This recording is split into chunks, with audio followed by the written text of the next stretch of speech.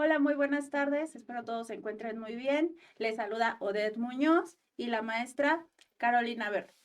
Hola, ¿qué tal? Buenas tardes a todos. Muchas gracias por acompañarnos en esta tercera sesión del Rinconcito de Indecac, entrevistas legales. Hoy nos encontramos con El doctor Miguel Alejandro Sánchez Salinas, por favor, un aplauso.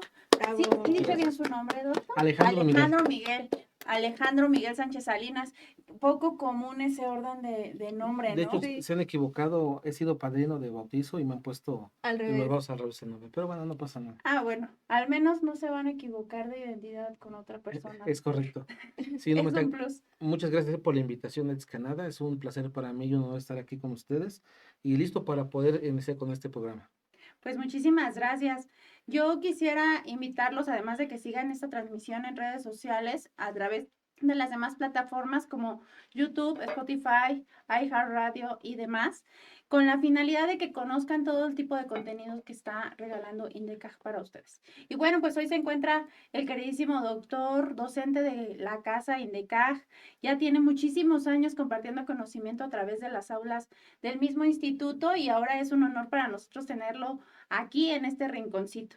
No quiero comenzar sin que nuestra maestra Carolina Verde haga la primer pauta de la pregunta que tenemos para el maestro Alejandro. Yo sé, mi querido maestro Alejandro, que tiene experiencia en el litigio penal y que se encuentra siempre en audiencia. En redes lo seguimos y sabemos que siempre está en audiencia y me gustaría preguntarle qué problemáticas ha tenido en las audiencias al momento de que se imponga la medida cautelar. Sí, maestra. Bueno, primeramente, el tema de medidas cautelares, por muchos comentarios que hemos escuchado, tanto en las aulas como en la práctica, se cree que es un tema que ya se resolvió a través de las dos sentencias de la Corte Interamericana donde condenan al Estado mexicano, que es la de Zompante Tepile y otras contra México y Daniel García Rodríguez.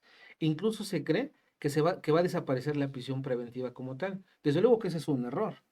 Incluso en materia de justicia para adolescentes no existe la prisión preventiva oficiosa y sin embargo se aplica la misma prisión. No oficiosa, se permite el debate, pero sigue prevaleciendo precisamente la privación de la libertad con el objetivo de cuidar precisamente que el imputado comparezca a las audiencias, que se proteja a la víctima y que no haya un entorpecimiento en el procedimiento.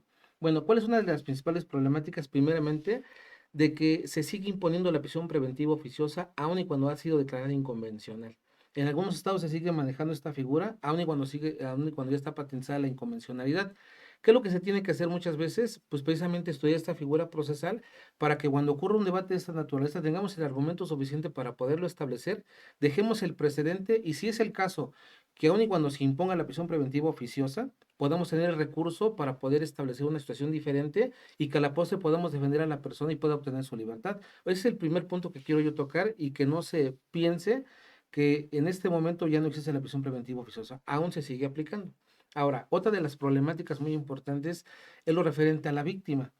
¿Por qué motivo señalo esto? Porque se puede dar en la práctica de que uno funja como asesor jurídico y que esté presente cuando se imponga una medida cautelar, como cuál puede ser que se proteja a la víctima y que se proteja el desarrollo del procedimiento. Es decir, que no se molesta a los testigos que van a comparecer eventualmente en el procedimiento. 169 del Código Nacional de Procedimientos Penales. Y resulta que no se cumple con esta finalidad, es decir, se sigue molestando a la víctima y se sigue molestando a los testigos. Llegamos a una audiencia como asesor jurídico donde yo pido que sea más drástico en su momento el juez y que se imponga una prisión preventiva de corte justificado, porque no está atendiendo a los requerimientos que originalmente se le hicieron. Y de alguna forma hay una variación en la imposición de la medida cautelar. ¿Cuál es la problemática que se suscita en este tema? De que señala el artículo 155 que solamente el Ministerio Público puede solicitar la prisión preventiva justificada. ¿Qué pasaría, por ejemplo, qué es lo que pasa cuando el Ministerio Público hace caso omiso a los pedimientos que hace la víctima, incluso asesor jurídico, y quiere mantener una posición neutra? Es más, ni siquiera hacer pronunciamiento. Nos puede dejar en estado de indefensión como asesores jurídicos y también a la víctima. Pero yo creo que aquí una limitante que podemos tener nosotros es de que no debemos de ignorar las demás legislaciones en torno a lo que dice el Código Nacional de Procedimientos Penales. Incluso, no solamente compartir a lo mejor el criterio de algún autor de algún libro o incluso de algún juzgador. ¿Por qué? Porque no necesariamente es cierto esta situación de que solamente el Ministerio Público puede solicitar la prisión preventiva justificada. Al tenor de lo que dispone la Ley General de Víctimas, señala que en su momento el asesor jurídico puede suplir deficiencias del Ministerio Público. Eso se señala en el artículo 169, fracción novena de la Ley General de Víctimas. Entonces, bajo una situación donde podamos entender bien este numeral de la Ley General de Víctimas, podemos nosotros argumentar en torno a una situación pasiva que pueda establecer el agente del Ministerio Público y que no tenga que prevalecer en todo caso una situación diferente a lo que podemos plasmar como asesores jurídicos. Muchas gracias. Yo tengo una duda.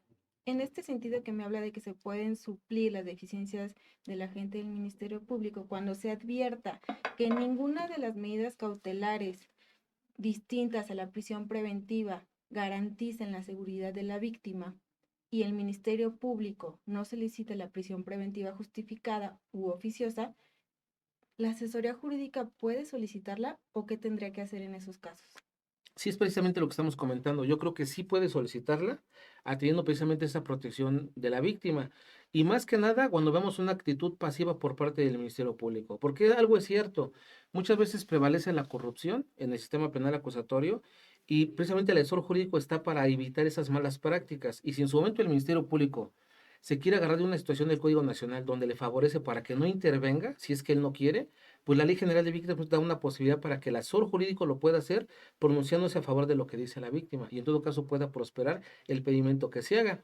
Porque incluso la sentencia de la Corte Interamericana, González y otras, mal llamada campo algodonero, señala precisamente la protección que tienen que tener las víctimas. Y derivado que cuando se comete en Ciudad Juárez una conducta tan atroz donde fallecen 3 personas precisamente en campo algodonero y no se hizo nada por parte de las autoridades, hoy lo que se señala es de que deben atender precisamente estos requerimientos cuando las víctimas acudan a solicitar justicia. Pero es que muchas veces el Código Nacional o el diseño que tiene hace que pueda crear impunidad muchas veces, precisamente porque señala que solamente el Ministerio Público lo puede hacer. Pero cuando uno conoce otras disposiciones que vienen a solventar las problemáticas del Código Nacional, es la forma como yo creo lo podemos solventar. Y no queda de otra más que pronunciarnos. ¿Y ya te ha tocado solicitarla como asesor jurídico? Sí, En tu experiencia, platícanos un poquito. Una bueno, audiencia en la que tú hayas solicitado, ¿cómo prosperó? ¿Qué te resolvió el juez? fíjense que lo más interesante de estos temas es cuando los llevamos a la práctica. ¿No? Cuando llevamos a la práctica alguna situación de esta naturaleza y podemos ver la experiencia que hemos vivido. ¿Qué es lo que ocurre? Que muchas veces también los jueces están casados con lo que dispone el mismo Código Nacional. Pero afortunadamente tenemos 3 días para poder apelar una determinación de esta naturaleza. En este caso que yo les comento, lo que se hizo fue pedir la prisión preventiva justificada, derivado precisamente de que no se cumplieron en su momento las condiciones que se habían impuesto. De acuerdo al artículo 161 del Código Nacional, se señala que cuando cambien de forma activa las condiciones por las cuales se impuso, se puede solicitar la revisión y en su momento la modificación.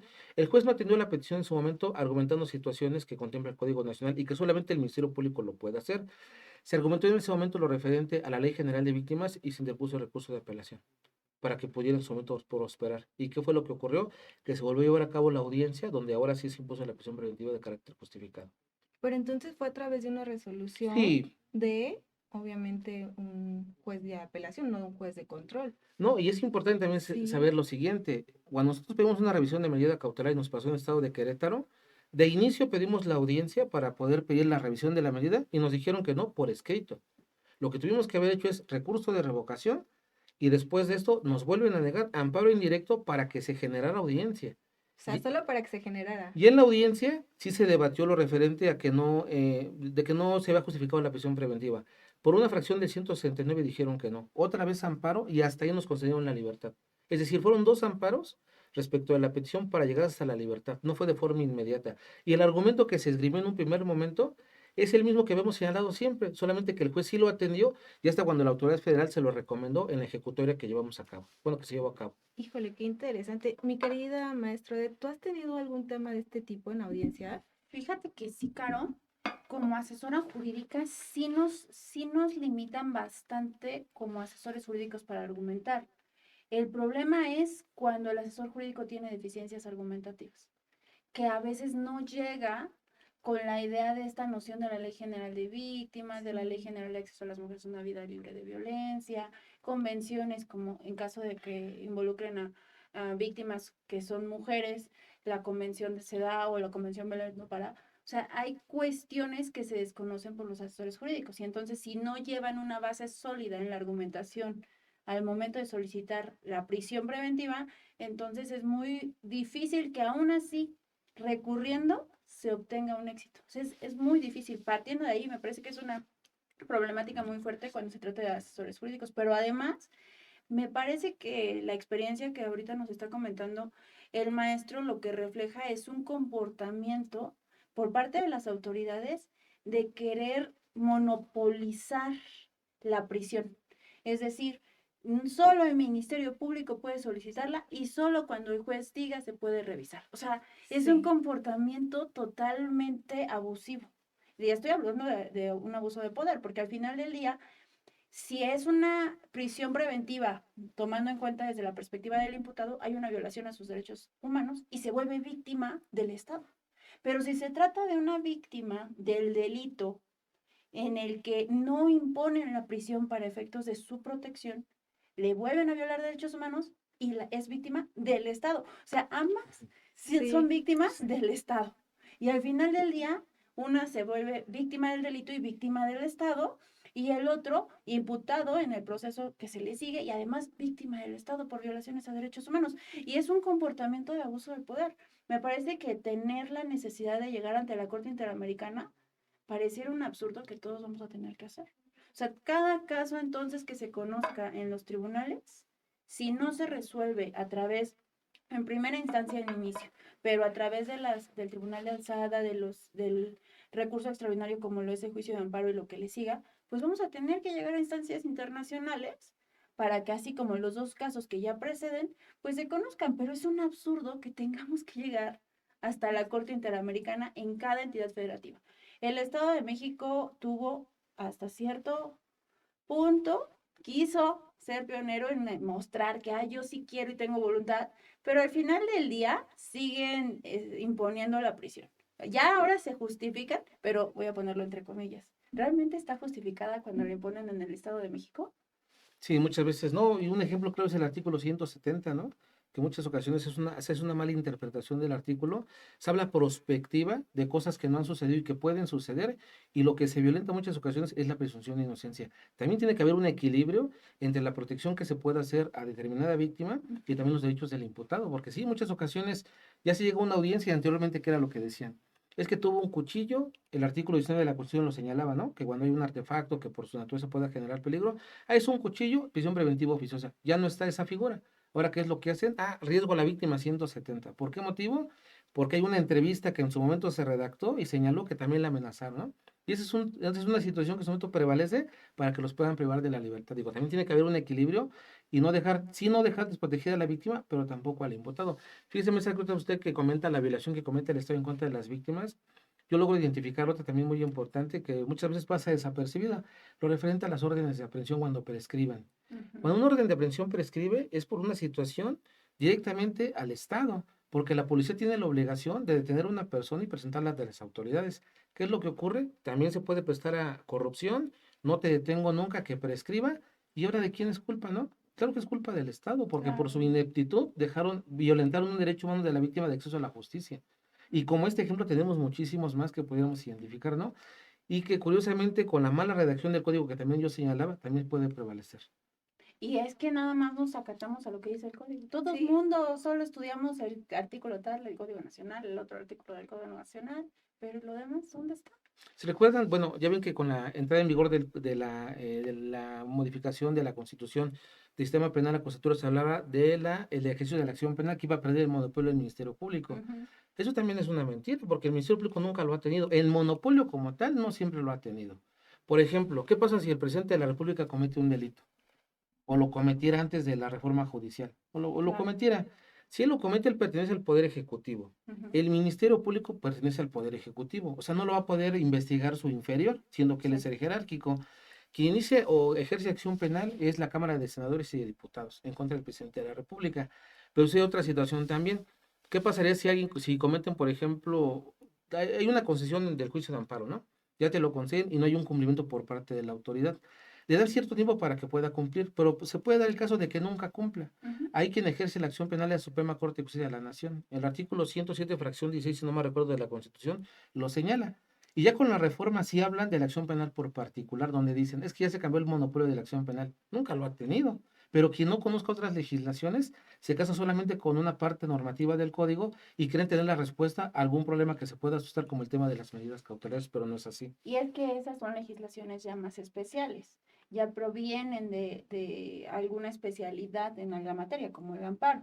Sí, Pero en realidad se podrían también entender que son excepciones, porque son casos demasiado sí, precisos.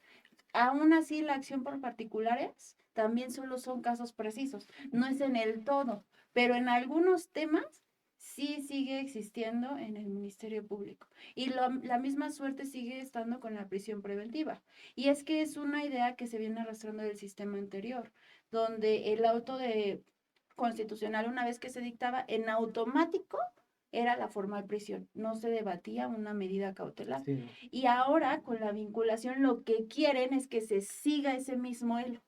El mismo Ministerio Público lo sigue solicitando. Es como muy cuadrado, pero es una contaminación del sistema el hecho de solo sostener que el Ministerio Público pueda pedir la medida cautelar de Exacto. prisión preventiva.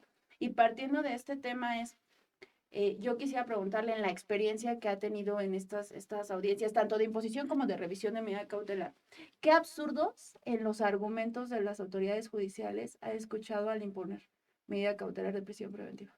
Bueno, primeramente, lo señalado, bueno, puede ser en audiencia inicial, ¿no? Donde en audiencia inicial nosotros pedimos la duplicidad de plazo constitucional, ¿no? Y resulta que cuando esto ocurre, imponen prisión preventiva de corte justificado sin que nos den sin que nos den la oportunidad de ejercer el principio de contradicción. ¿A qué me refiero? De que primeramente expone el Ministerio Público, expone el asesor y señalan situaciones, por ejemplo, de un dictamen pericial en psicología, donde determina que hay una afectación y que la persona agresora, que es la que está acusada por el delito, tiene una actitud en donde puede seguir vulnerando a la víctima. Hay una figura que señalaron que es homicida, una actitud homicida. ¿Y qué es lo que hace el juez para verificar que no haya ninguna problemática a la postre? ¿Sabe qué? Yo lo resguardo por 160, riesgo a la víctima. ¿Por qué digo que vulneran el principio de contradicción? Porque yo no he debatido los datos de prueba que está exponiendo el fiscal. Yo lo voy a hacer en la duplicidad. Y el juez ya toma como cierta la información y impuso la prisión preventiva. Eso de alguna forma está violando el principio de contradicción, porque todavía no me he pronunciado.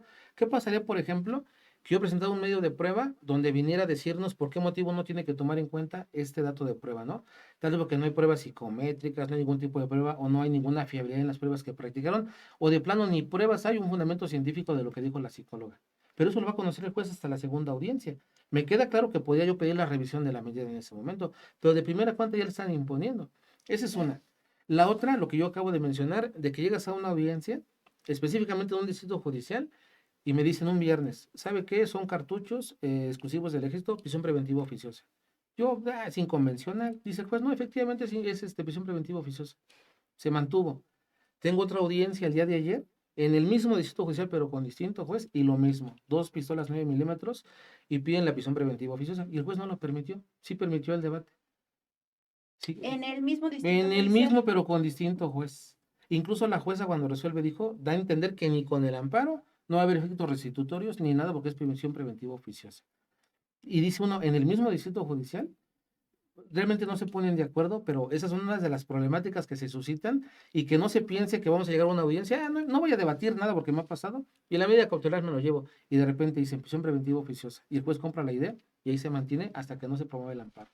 Y eso también revela que no hay una línea entonces de nadie de decir estos son así y estos son así. O sea, eso refleja que no la hay. Es un tema tal cual del juez. O sea, sí es Sí, algo de lo que cree o de lo que sabe o los conocimientos profundos que pueda tener, ¿no? Caro? Sí, de criterio. O sea, justo, no sé si les ha tocado que vas a la audiencia, sabes que está en riesgo la imposición de la medida cautelar de prisión preventiva, llevas tus 2 sentencias novedosas de la Corte Interamericana, solicitas que se aplique, y a mí me tocó que el juez me dijo, pues no me son obligatorias, por eso no las voy a aplicar, entonces es oficiosa. ¿Qué haces? ¿Cómo que no son obligatorias? Oye, espérame, México es parte o sea, claro que te son obligatorias, claro que las tienes que aplicar. Entonces yo creo que sí es complicado porque dependemos totalmente del criterio del juez que nos toque. y yo creo que hasta una mala interpretación de la contradicción de esos 93/2011, que habla en todo caso de una jerarquía normativa, ¿no? Que dice que por encima de la Constitución, porque así se establece, Y mientras no se modifique la misma, que son los argumentos que esgrimen los jueces, tienen que seguir aplicando la Constitución. Pero se olvidan que ellos tienen la facultad en su momento, de a través de un principio pro persona, aplicar lo que más le favorezca a la persona que está siendo investigada. Incluso hay jurisprudencia por parte de la Suprema Corte de Justicia. Y lo que en su momento hacemos nosotros, o más bien lo que tendríamos que hacer, es pedirle al juez que haga una interpretación pro persona, no que inaplique la prisión preventiva, que eso sí es incorrecto. Claro. Más bien que a través de un principio pro persona aplique lo más favorable a la persona que estamos representando. Y ese yo creo que es el camino para que pueda prosperar una situación diferente. Pero muchas veces los jueces lo dicen. Mientras la Constitución no se modifique, yo sigo aplicando prisión preventiva oficiosa. Y a ver, ¿y qué le explicamos a los clientes? Porque van a decir, oiga, pero yo conocí a un vecino, otra persona que no se lo aplicaron, ¿por qué a usted sí? Aquí en este mismo distrito judicial, ¿no? Y no se le aplicaron. Sí, claro. Como el tema que les comento, perdón, ¿no? Donde una Sí. persona ya la tiene, estamos en el amparo para pedir la suspensión porque le dijeron, tiene días para ingresarse al reclusorio, ¿eh? Y en el otro punto, no. Tenemos la opción de que obtenga su libertad. Pero ahí, ¿cómo se le explica eso, no? Sí es por criterio.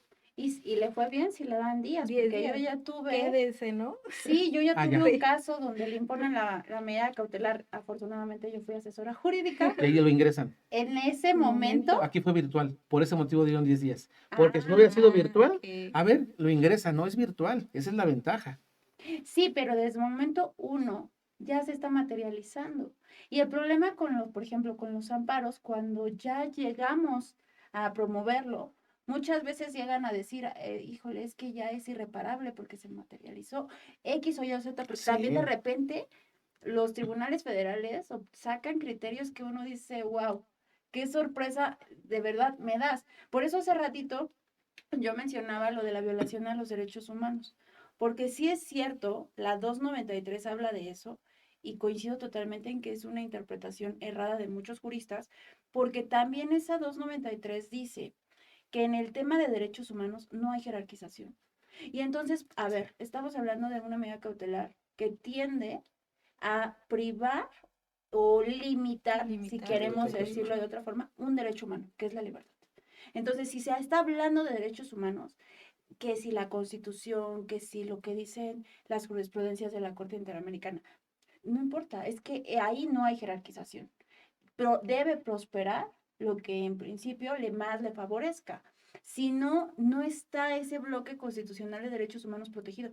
Entonces estaríamos aún en el absurdo de aquellas teorías donde hablábamos de la clasificación de los derechos humanos, estaríamos aún en el absurdo de la primera, segunda, tercera y cuarta generación de derechos humanos, que ya no existe. O sea, actualmente los constitucionalistas ya no clasifican a los derechos humanos.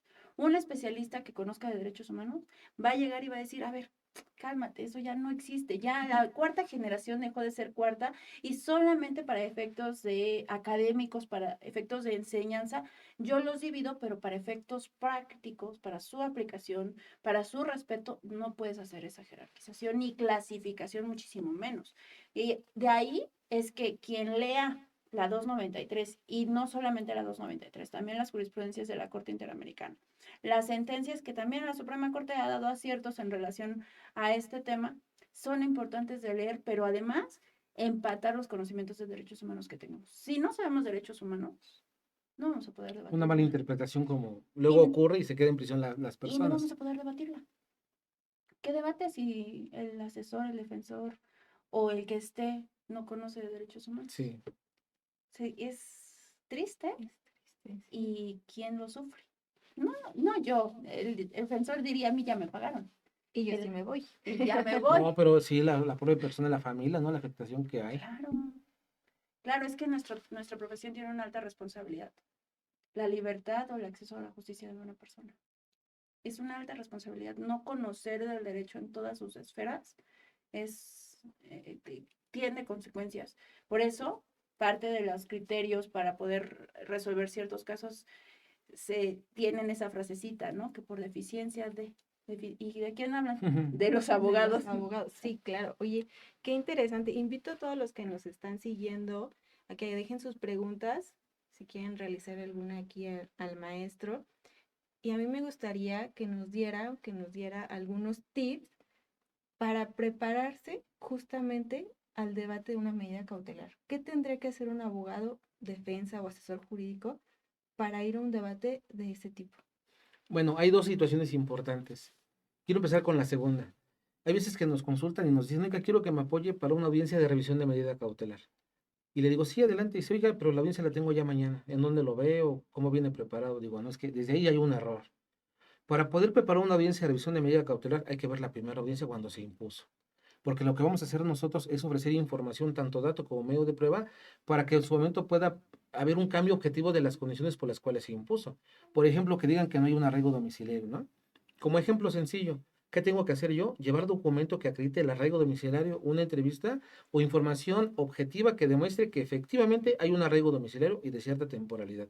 Entonces, ¿yo cómo voy a prepararme para la audiencia? Imponiéndome de la primera, saber cuáles fueron las condiciones por las cuales se impuso. Y hay situaciones como esta que en ocasiones no se observan. Y dicen, bueno, voy a ir a la audiencia para poderlo debatir. Digo, no, primero tienes que saber las condiciones. Ahora, en el primero de los casos, nosotros no vamos a saber si el Ministerio Público justifica o no la medida cautelar. Primera, o la prisión preventiva propiamente, ¿no? O sí, la imposición de alguna medida cautelar. Me ha tocado que estamos en audiencia y el Ministerio Público expone, y antes yo de adelantarme y decirle al juez, señoría, pido que se imponga la del artículo 155, fracción primera, que se presente a firmar cada semana o cada 15 días. Digo, señora, pido que no se imponga ninguna medida cautelar, porque el Ministerio Público no lo justificó. Y ha prosperado que no pone ninguna medida cautelar. ¿Por qué? Porque el Ministerio Público tiene que justificarla. Si no la justifica, no tienen por qué imponer ninguna. Ahora, si vemos que pretende justificarla con alguna información, yo tengo que ir preparado para poder neutralizarlo. Yo tengo que llevar comprobante de domicilio, algún otro dato que pueda corroborar el arraigo domiciliario, y lo referente a riesgo a la víctima, yo tengo que ir preparado con jurisprudencia para poder dar en su momento un argumento diferente que proporcione el Ministerio Público, y también algún otro que pueda proporcionar. Por ejemplo, cuando nos dicen, es que tiene varios domicilios, porque investiga el Ministerio Público, y si hay veces que tiene otro domicilio registrado, que a lo mejor ya no lo habita, pero hay jurisprudencia que señala que esa situación no necesariamente tiene que prosperar la prisión preventiva, porque puede tener uno o varios domicilios y no es una situación que pueda prevalecer. Y fíjense que en una ocasión yo vi una audiencia, precisamente de Rafael Castillo, en donde antes de que estuviera mucho de moda estas tesis, se mencionaba que porque había ocurrido un accidente en un determinado estado y su domicilio estaba en otro, lo que se pide en esa audiencia es de que se hiciera una interpretación conforme a lo que más le pudiera favorecer a la persona, y que era discriminatorio en todo caso por un criterio que en su momento se sacó, de que el hecho de que no tenga un domicilio cercano donde está comiendo el hecho, pues de alguna forma es discriminatorio. Bueno, eso ya ha avanzado, ya hay jurisprudencia, y hoy lo que hacemos nosotros es ir preparado precisamente para esta situación. Y muy importante, el 153 nos da los ejes de las medidas cautelares. ¿Cuál va a ser? El arraigo domiciliario, el comportamiento del imputado, lo referente a riesgo a la víctima, y que no hay un entorpecimiento en el procedimiento. Para eso hay que tener la jurisprudencia y la información como dato de prueba o medio que nos pueda servir como sustento. Pero si no vamos preparados a la audiencia para poder defender nuestra postura y solamente ese puro argumento, no va a haber un éxito en la audiencia que vamos a llevar a cabo. ¿Y de qué depende? Por ejemplo, ahorita mencionaba el de la fracción primera que se someterá a una revisión del juez de control, ¿no? ¿De qué depende que se pida una semana, cada 15 días, cada mes, cada 2 meses? Porque digo, me ha tocado en audiencia que el MP, no sé por qué, dice, cada 15 días, O cada semana, ¿no? o cada semana, o cada mes. O sea, ¿de qué depende la periodicidad? No hay una situación establecida para tal efecto. Y el error que en ocasiones se comete es de que dice el Ministerio Público, ¿cuál medida cautelar quiere? Presentación periódica, una semana. Y escucha el defensor, está bien, que vaya una semana. Y uno se pregunta, ¿y por qué no un mes? ¿O ¿Por qué no cada cada 2 dos? meses? Hay veces que tú ya ganaste que él no esté en prisión. Perfecto, ya está el primer paso. Pero hay que ir más allá. ¿Qué Sí, tal si lo claro. logramos? Señora, yo me pongo a lo que sea en el Ministerio Público. Hay que imponer la menos lesiva. En este caso yo propongo que sea cada 2 meses la firma periódica. Y a veces que dice el juez, no, dice cada mes. ¿Y ya cuánto ganamos Pero nosotros? nadie lo justifica, ¿no? Es como, yo Claro. te pido una semana y dice el defensor, no, pues que sea cada 15 y ya el juez dice, bueno, cada mes, pero nadie justifica por qué Que esa tendría que hacerlo el periodicidad. Ministerio Público, ¿no? Sí, Decimos, oiga, no lo claro. está justificando, yo pido cada mes. ¿Por qué cada mes? Porque tiene un trabajo, porque tiene hijos, puede afectar el interés superior de ellos, no sé, ¿no? O estar pidiendo, imagínense, permiso cada semana para ir a Le va a firmar afectar. de su trabajo, pues sí está complicado, ¿no? Y si el Ministerio Público no lo logra justificar que no lo hace, podremos obtener más tiempo. Pero no solamente pasa eso. Hay veces que ya logramos esto, o el defensor dice, ¿sabe qué? Imponga también una garantía económica. Digo, oye, pero como no la vas a pagar tú, ¿por qué no solamente te limitas a decir que no justifica y que tú pides la menos lesiva? ¿Por qué necesariamente tiene que ser la garantía económica? Y hay veces que se van a más, el brazalete, la garantía económica, y aparte en su casa, es una prisión domiciliaria. ¿Y a quién se le debe que se puede imponer todo esto? Al defensor que lo pidió. Lo está pidiendo, ahí está. Claro, no, ya quieren casi todas las medidas cautelares del 155, ¿no? Pensando que porque Te dan pongas todas. muchas, te lo van a dar. Sí, pero Sí, que sea la claro. menos lesiva o que tiene que justificar el fiscal, no tú. Y eso también es un problema. Por ejemplo, ahorita que mencionabas lo de la garantía económica, confunden mucho con la reparación del daño. O sea, piensan que el monto del detrimento, por ejemplo, en un delito patrimonial.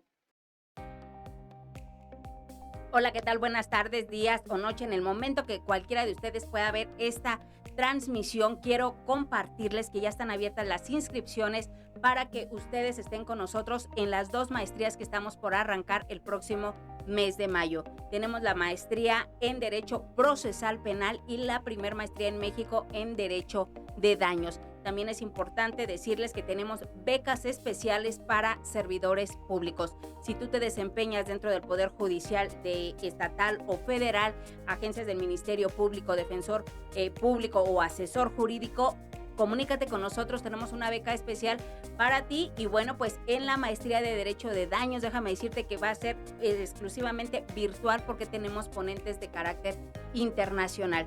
Toda la información la vas a encontrar en nuestras redes sociales. Te esperamos.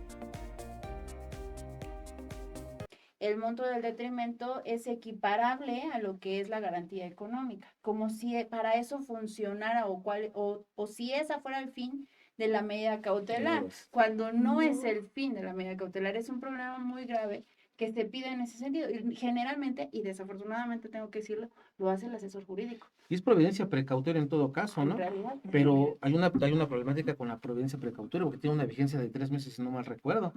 ¿Y el procedimiento cuánto tiempo tiene? Tiene como vigencia hasta 1 año. Y a veces que vamos en el procedimiento, se alarga por X situación, ¿qué crees? Hasta aquí llega la providencia precautoria y ya no va a funcionar.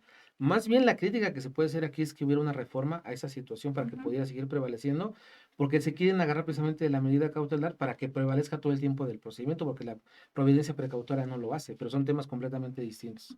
El problema también en ese aspecto es que también hay muchísimas personas imputadas que no tienen bienes. O sea, hay delitos donde no son patrimoniales, que son delitos que atentan Un contra, atropellamiento puede ser. sí, que atentan contra la integridad física de alguna de las víctimas.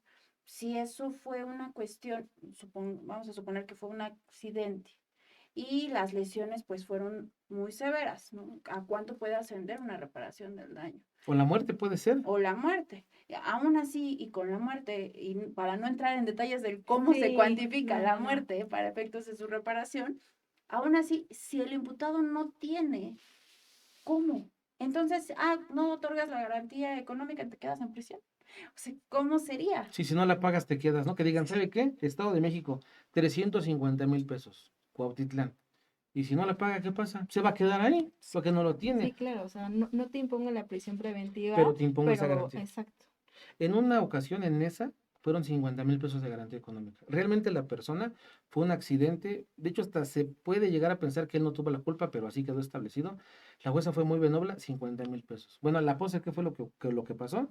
Otorgamiento de perdón con los 50,000 pesos. Bueno, derivado obviamente del estudio económico que le practicaron a la persona, él no iba a poder solventar una situación de esa naturaleza. Y como la familia también está pues, muy necesitada para solventar los casos, se accedió y se terminó el asunto. Pero son casos excepcionales. Sí, totalmente, porque además ahí la víctima mostró también voluntariedad para poder Sí, llegar a esa solución más cercana, más fácil, y si a su sentir eso es acceso a la justicia, está bien. Para lo que piensan los demás, eso ya sale sobrando, por supuesto, ¿no? Yo podría escuchar a muchísimas personas que protegen demasiado el tema de la vida. No, pues 50,000 pesos es nada, ¿no? Sí, Y claro. si lo ponemos en ese panorama del cuánto vale la vida, pues, a lo mejor el día sí, sin 50,000, cuantificable, ¿no? Sí, exacto. no, es muy difícil, porque además tiene mucho que ver con los proyectos de vida. O sea, no Exacto, sí. solamente la persona y su vida, sino todo el proyecto de su vida, del cómo lo estaba reflejando en el pasado y en el futuro. Y si sí era prosperable, porque si el proyecto de vida, por más que estuviera aquí, no iba a prosperar, pues entonces también hasta así cuantifican para reparar la vida. Sí, es un Sí. tema también muy importante de saber, porque si al final del día logramos entender que la medida cautelar de la garantía económica no es para la reparación, pero obtenemos una providencia precautoria para efectos de suponiendo que la solicitemos, porque también no hay un plazo para solicitarla, no se vence esa solicitud, que la solicitáramos en etapa intermedia y ya de finales de la etapa intermedia, ¿no? Nada antes de que se dicte el auto de Sí. apertura. ¿Por qué no hacerla en ese? Estratégicamente, a lo Exacto, mejor sí. no se hace al inicio. Ok, lo tengo en medida cautelar, está cumpliendo la medida cautelar, y para garantizarme que al final de la resolución ya en juicio yo tenga los recursos ahí al alcance, pues lo hago estratégicamente ya más cerca de ese momento, por los 3 meses, porque de aquí a que se hace esa reforma, No, sí. No va a mm, servir nada. Si se hace al inicio, no va a durar. no duran, pero además de que no duran, muchísimos imputados destinan ese dinero también para efectos de su defensa. Y entonces eso también es un problema, Sí, exacto. es totalmente un problema. ¿Cuánto de honorario se cobraría por una revisión de medida cautelar de prisión preventiva, no? Dependerá de la entidad federativa en la que estemos, de los criterios del órgano judicial, Sí. ¿no? Sin ser indiscreción, ¿podríamos nosotros tener acceso de verdad a una libertad si no tengo los recursos para pagarle al abogado?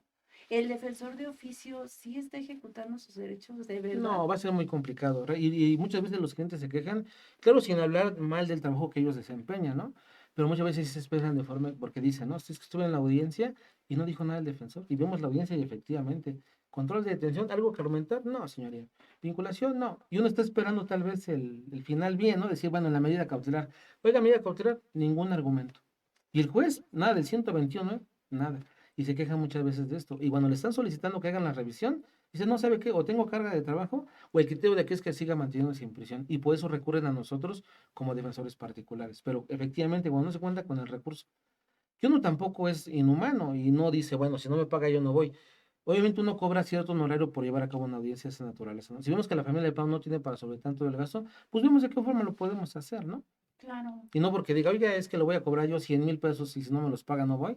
Pues no, uno puede ir midiendo la situación y ajustarse más que nada al presupuesto que ellos puedan tener. Y lo mismo ocurre con las víctimas. Generalmente las víctimas es muy difícil que paguen un honorario de asesores jurídicos. Y el asesor jurídico también, los públicos, pues de repente también no hacen lo que deben hacer en relación a las medidas cautelares. ¿Sí has visto esto como en tu contraparte, que dices, este es el asesor jurídico público y tú a tu conocimiento y experiencia sabes que pudo haber hecho? Como contraparte, Sí. donde estamos en una audiencia que está debatiendo situaciones de juicio y como de audiencia inicial, ¿no? Me pasó en esto judicial de Chalco. Y el asesor jurídico no hizo nada. Nada, o sea, no, ni siquiera Me mencionó adhiero, ¿no? Todo el aquella tiempo, frase me adhiero, sacramental me de, me adhiero a adhiero. lo que dijo, nada, oiga algo que me necesitar, nada, señoría, y seguía revisando.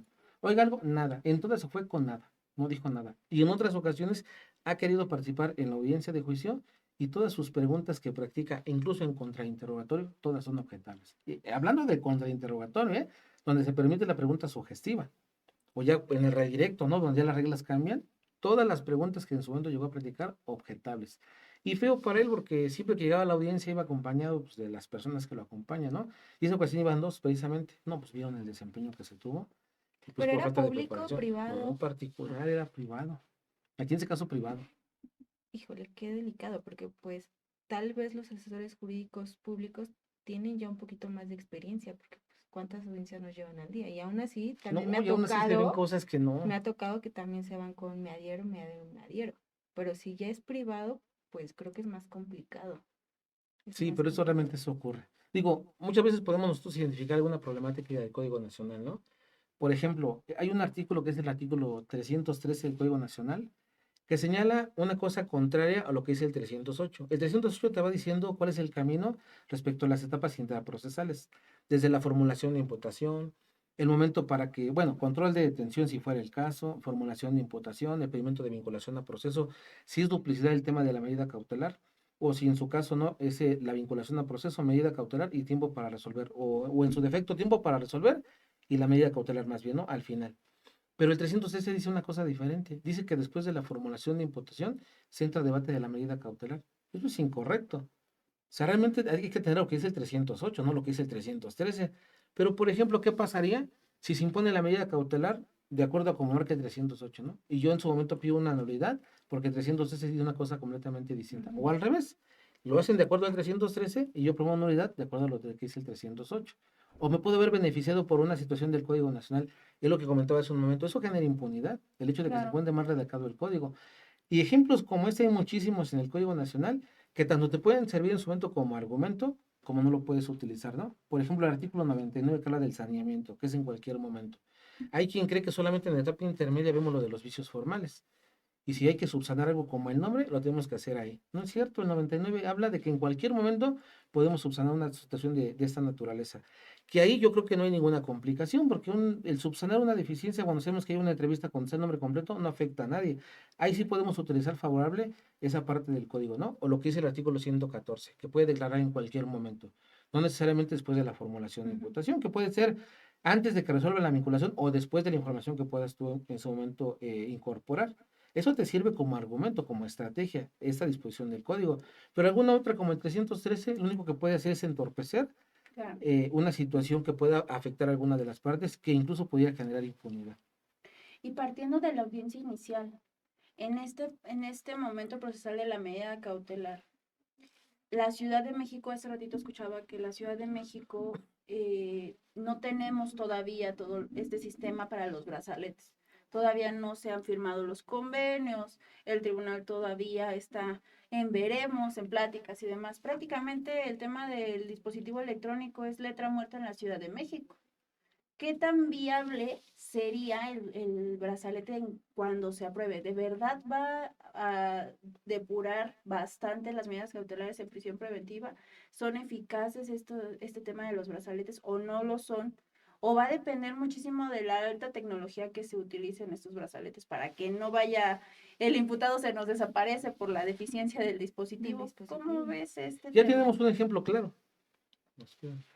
Ya tenemos un ejemplo claro nosotros en el Estado de México precisamente. Sí. Incluso hay una circular donde se establece la posibilidad de que el Ministerio Público pueda solicitar la imposición del brazalete. Ni siquiera como tema de medida cautelar que ya está regulado, Sí. sino que el fiscal solicite que se imponga un brazalete. Eso también de alguna forma se presta a corrupción, porque si tienes dinero lo puedes comprar para que el mismo fiscal lo haga patente. Creo que es la circular 10 del 23, si no me recuerdo. Pero bueno, independientemente de esta circular, ¿cuál es la experiencia que se vive respecto a los brazaletes? Primeramente que no se cobran, porque son gratuitos. Y se puede obtener bajo dos modalidades, bajo un beneficio de suspensión de la ejecución de la pena, no, perdón, bajo la imposición del brazalete para que puedas llevar tu proceso en libertad. Y el otro es de que en su momento puedas tú, como medida cautelar, que te lo puedan imponer. Pero, ¿cuál es la situación que ocurre? De que muchas veces ya no cumplen con el brazalete, es decir, se lo quitan. O sea, ya lo tienen por cualquier delito, se los pueden imponer. ¿Qué es lo que ocurre? Que les van a permitir solamente un radio de movimiento que ellos puedan hacer, es decir, de su trabajo a su casa. Si llegan a aburrir de esa circunstancia, ¿qué es lo que hacen? Se lo quitan. Y ya cuando se lo quitan, buscan al abogado para ver cómo podemos solventar este problema. En sus inicios sí estaba funcionando, como también funciona mucho en el estado de Querétaro con el sistema Cosmos, donde se obtiene libertad, me tocó la experiencia, revisión de medida cautelar por el delito de homicidio, y así como se consigue la libertad, lo dejaron salir. Dije, vaya usted a la unidad de medidas cautelares, que está como unos 100 metros del centro de justicia, y se fue caminando solito. Llegamos, tardó como una media hora, se lo ponen y listo. Y ya no hay ningún problema ahí. Y lo están monitoreando, no solamente para verificar el radio de acción que le determinaron, sino para que no se acerque a la víctima. Eso es muy importante. Sí. Porque ahí sí se puede proteger directamente esa afectación que pueda haber a la víctima. Ahí no hay tema de que, oiga, es que tiene que estar en visión para poder prevalecer el riesgo a la víctima. No, con el brazalete lo puedes señalar y sabes dónde se encuentra ubicado él. ¿Cuál es el tema complicado? Que se los quitan. Tanto tiempo están diciendo que quieren obtener la libertad, tanto tiempo les cuesta porque no es inmediato en el Estado de México. Y cuando ya lo tienen, se lo quitan. Nos tocó una ocasión de que se lo pusieron a un perro, el sistema de monitoreo. Como es un brazalete, que es un brazalete y está monitoreado, se lo pusieron. Ya después la autoridad se dio cuenta de esa situación y pues libran la orden de aprehensión, ¿no? Digo, ojalá que en la Ciudad de México pues sí se implemente para depurar las prisiones, pero habrá que ver el tema, no es tanto ese, sino ver cuántas personas a las que se los pongan pueden cumplir con esa medida. Porque si hiciera un panorama general se va a dar cuenta que son pocos los que lo cumplen. Pero también tiene que ver con un tema de la empresa que suministra estos brazaletes, o sea, la Sí, claro. calidad del brazalete, la facilidad con la que te puedes quitar el brazalete. O sea, el tribunal también ahí tiene cierta responsabilidad de verificar que los brazaletes pues sí sean eficaces y no sean de fácil quitar y poner, ¿no? O sea, ¿cómo me lo quito y voy y se lo pongo a un perro? O Sí, sea, claro. O es también el tema de la batería, ¿no? Que hay unos que se claro. tienen que recargar Sí, o ya tienen la se tiene batería que recargar. incluida. O ¿Han visto sea, ustedes alguno o no? sí, sí, sí, sí. Yo le atiene mucho que luego la verdad es que a todos los mantengo en libertad. Ah, Pero yo ah, tiene no, el mucho que... brazalete, que si lo has visto, ¿no? Que siempre lo he Ah, no. aplicado. Qué bueno. Sí, el brazalete, bueno, es que es Aquí bueno puras tenerlo. libertades, Sí, ¿verdad? porque Puras uno lo ve. libertades, puras Claro. libertades. De hecho, hay también un aparatito que es el que tienen que traer, porque es lo que está viendo la batería y que no haya ninguna situación. Pero aparte también se carga, sí, se carga y además se lo acomoda, ¿no? Y a donde acuden a determinados lugares, luego se pierde la señal y tienen que también mencionarlo. También por las cuestiones del medio ambiente, ¿no? Que el agua, que el aire, que los lugares en donde esté la persona, o tal vez hasta las condiciones laborales, ¿qué tal si el lugar en el que está, pues No hay es un, señal o sí, o no es bloquea un la ambiente, señal. exacto, no es un ambiente propicio para el dispositivo y pues ahí ya, y es que me parece que falta mucha infraestructura para llegar a ese Y tiene que cometido firmar pagaré, ¿eh? también. Al menos en este último fueron 80,000 pesos que se firmó de un pagaré. ¿Por qué? ¿Qué pasa si se daña por la ayuda o por algo? Se paga con eso, ellos lo pagan. O cuando entran a las audiencias, porque están los inhibidores de señal, se pierde. Siempre que entran a audiencia con brazalete, se pierde la señal. Y ahí no hay tema, ¿no? Porque lo indican, oiga, tengo audiencia y saben, ¿no? Y ya nada más informan y ya. Claro. Y además les arroja su ubicación, que fue ahí, Exacto. ¿no? Les Me arroja su parece que ubicación, esa sí. parte también pues es razonable. Pero aún así sí creo que la infraestructura falta demasiado para que la ciudad entonces, la Ciudad de México, llegue a firmar estos convenios. No lo está haciendo, no los justifico, pero si no tenemos todavía empresas responsables respecto de los dispositivos para que estos no salgan afectados o no se quiten tan fácilmente. O en su defecto no tengan estos requisitos tan exagerados para su obtención, porque esto de la garantía, pues es como poner una garantía económica extra en la medida cautelar, Y a ¿no? veces te ponen otra. Así, sí, el brazalete y aparte garantía económica de 50,000 pesos, ¿no? O sea, lo que me cuesta el brazalete Más la como garantía, más la garantía No, económica y la propiamente renta, ¿no? hablando. Porque me ha tocado, sé que además es No. obviamente la garantía del brazalete más la renta mensual de utilizarlo. Depende si es una, por ejemplo, un Ujú. particular, una empresa particular. Sí. Por ejemplo, Ciudad de México. No tiene brazaletes el Estado. No se preocupe, yo tengo una empresa que me lo da. Ujú. La empresa es lo que va a cobrar. Sí. Lo va a estar rentando cada mes. Y también el uso de un chip con un plan telefónico. También a mí me ha tocado Sí, ver te piden todo eso. y también lo Sí. tienes que ir a pagar. Y tiene que ser a través de un plan. No puede ser de prepago. Porque se puede perder en su momento. Hay familias que tienen su teléfono que es de prepago, no es decir, le ponen sus recargas, porque su economía sí se los permite. No, ahora dicen, si usted quiere gozar de ese beneficio, tiene que tener un plan, porque no se tiene que perder el internet y aparte tener línea telefónica en su casa. Sí. Aunque ya esté casi en desuso, tenerlo así y que comprueben que va a tener un trabajo fijo y aparte que tenga un domicilio también fijo. Me ha tocado que luego la nomenclatura está mal. Y eso no es un problema de ellos, es un problema del mismo municipio. Y el hecho de que estuviera mal esa nomenclatura hizo que mes y medio más estuviera la persona privada de la libertad, por una causa ajena directamente a lo que se cumplió con todo lo demás. No, pues sí, ese es un tema muy complejo además de argumentar, pues cómo obtener una medida cautelar donde la libertad prospere y el proceso se pueda llevar en esa forma, donde la prisión preventiva no esté como de primera mano.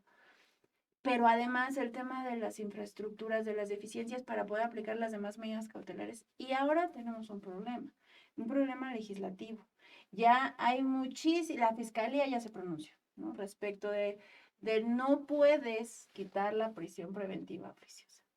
Vas a liberar a más de 60,000 personas, sí, lo que ¿no? sé, Que sí. estadística que no sé de dónde sacaron. Pero, y ni tampoco sé de dónde sacaron ese argumento de que los van a liberar así de fácil nada más por la Sí, reforma. claro.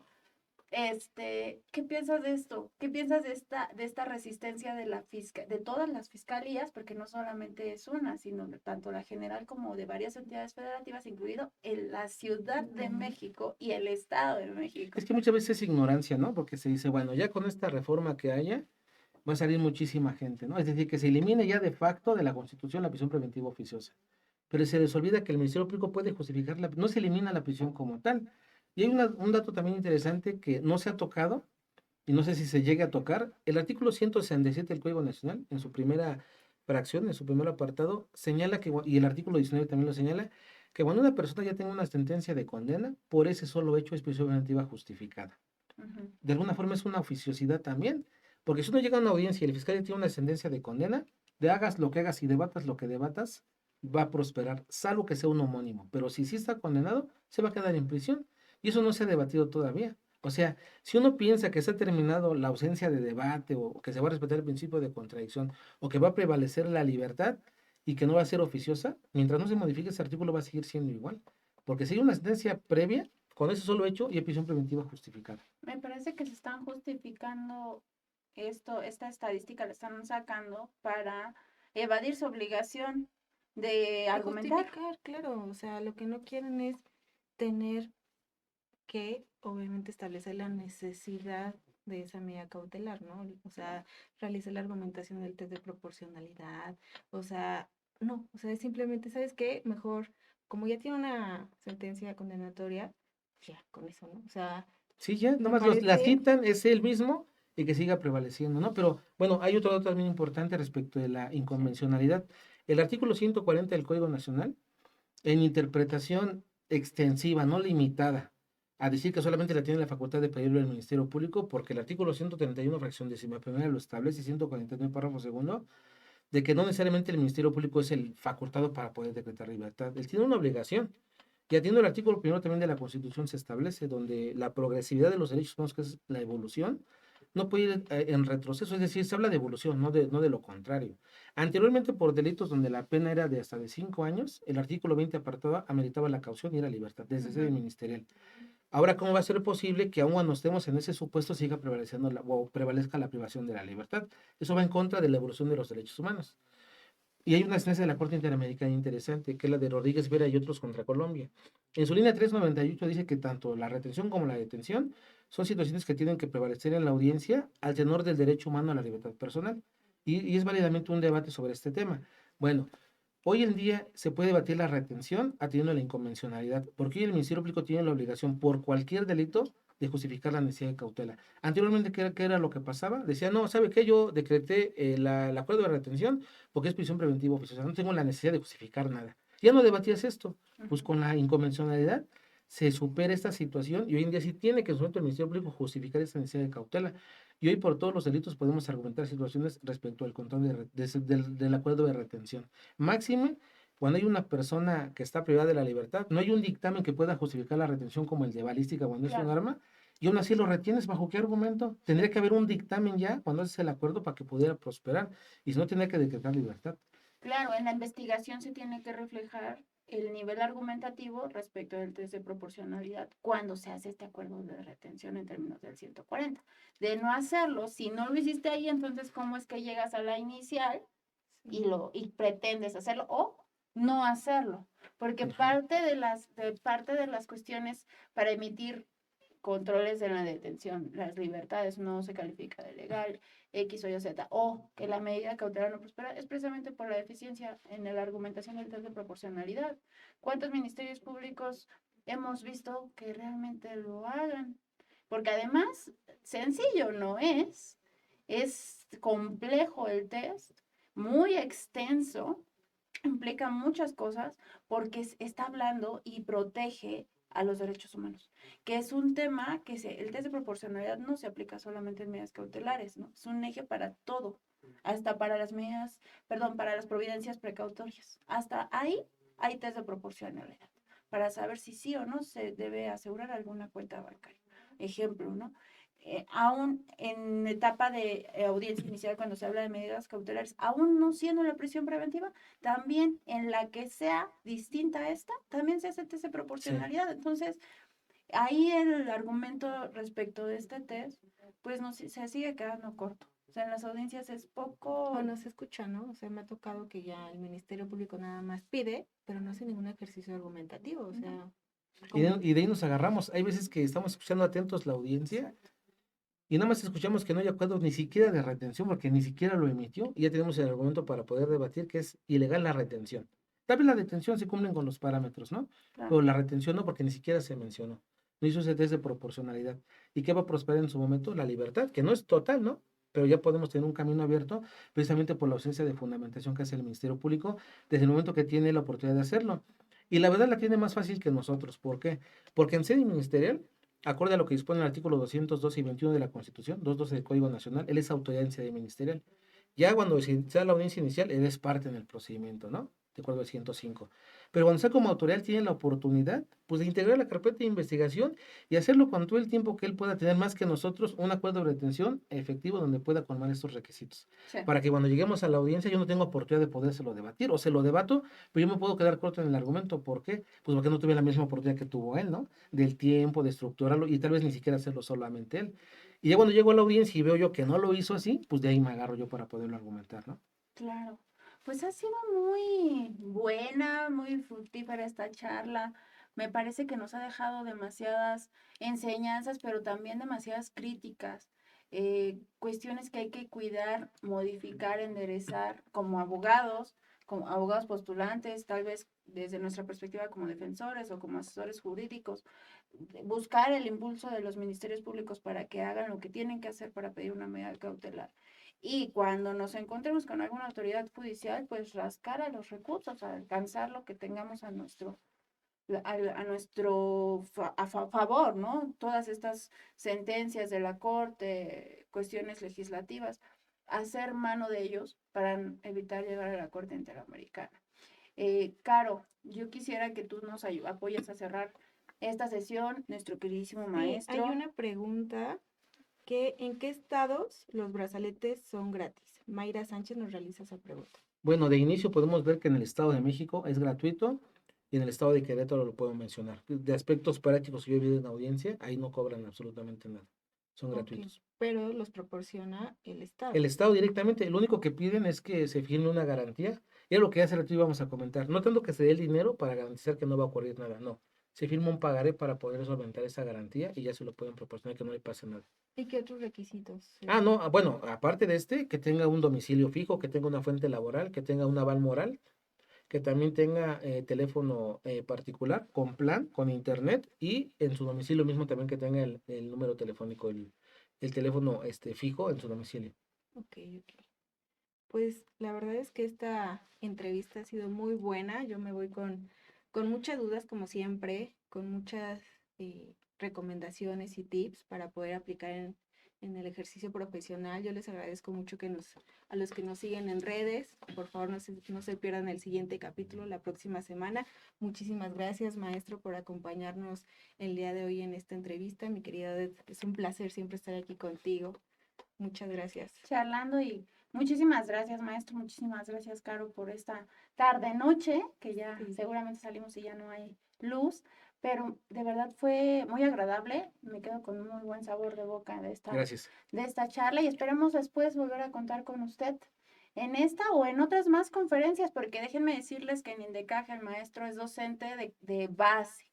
Es de casa, él tiene cursos ya fijos y si puede, por favor, maestro, regalarnos información respecto de estos para que los que nos están viendo puedan acceder a ellos y evidentemente sea con usted la charla en relación a diferentes temas jurídicos, que no solamente domina medidas cautelares, sino además otros. Maestro, ¿nos regala? Sí, en INDECAC, me parece que el día 29 de mayo vamos a tener un ejercicio muy particular, va a ser el sábado y el domingo.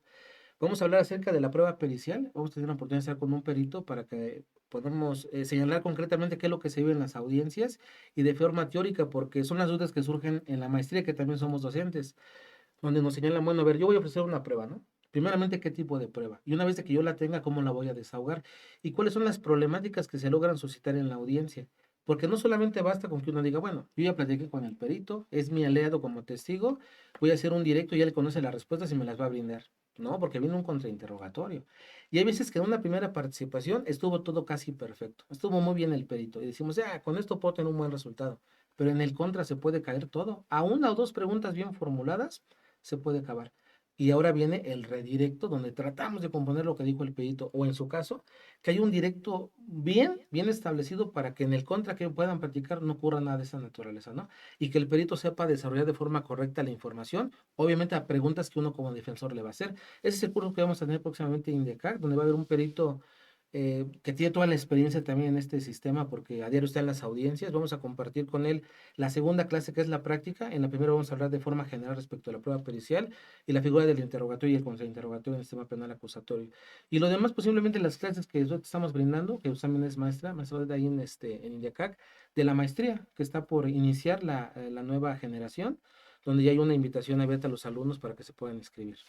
Pues no duden en inscribirse tanto al curso teórico práctico para el efecto de contrainterrogar, interrogar y contrainterrogar a peritos, y además a los posgrados de INDECAG, en donde el maestro Alejandro Miguel Sánchez Salinas es docente de la maestría en Sistema Penal Acusatorio. Sí. Y bueno, para que conozcan también toda la cartera de eventos académicos, los invitamos a que ingresen a las redes sociales, las cuales en algunas ocasiones ya son conocidas como Facebook, TikTok, Instagram, iHeartRadio, Spotify y otras. Espero que no se me olvide ninguna. Yo me despido de ustedes, les agradezco la presencia, el auditorio, como siempre, todas sus reacciones y sus conexiones, no sin antes cederle el uso de la voz a la maestra Carolina para que se despida de todos ustedes.